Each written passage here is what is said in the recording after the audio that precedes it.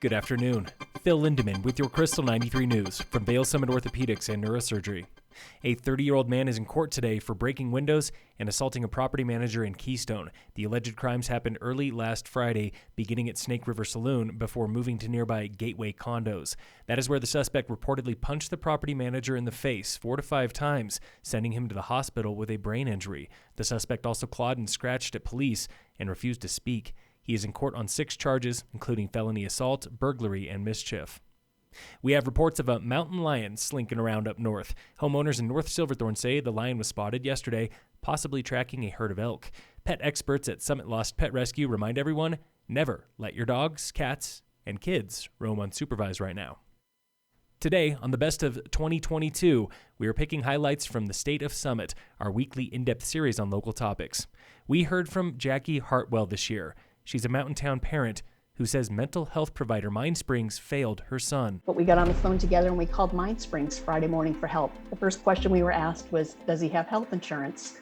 The answer was yes, but we didn't have the information. The woman would not go any further with us, told us to call back when we had the health insurance. Days later, her son took his life. As a parent, I have to live with this for the rest of my life. The what ifs and the guilt. We met with Silverthorne Police Chief John Miner, who's struggling to find good officers. The Silverthorne Police Department used to get 40 or 50 applications for just one position. Those days are long gone. He believes in part recent legislation is to blame. I'm sure some of these police officers in some jurisdictions are afraid of being personally sued now, too, so they're disengaging. That's not the case here, but you hear about it. Officials at Summit Stage tell us they are struggling to find good drivers, like everyone else. Copper Mountain and Keystone have been on road trips to go to various locations to try and find employees, and what they find is that everybody else is there too doing the same thing. But they say you cannot blame low wages. A few years ago it was we didn't have enough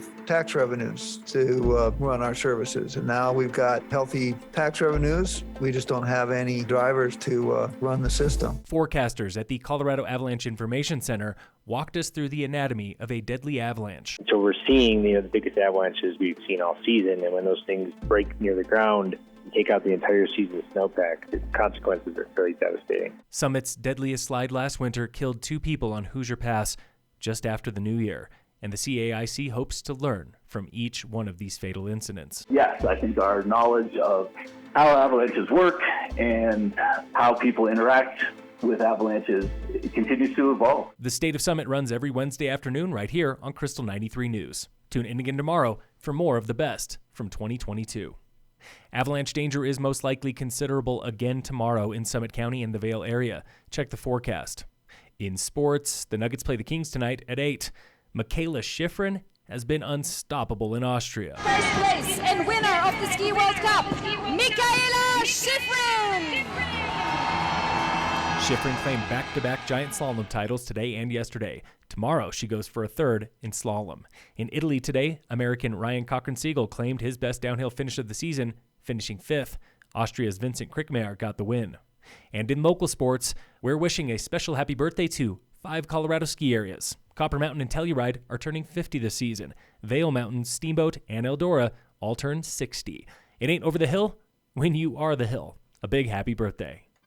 Phil Lindemann with your Krystal 93 News from Vail Summit Orthopedics and Neurosurgery.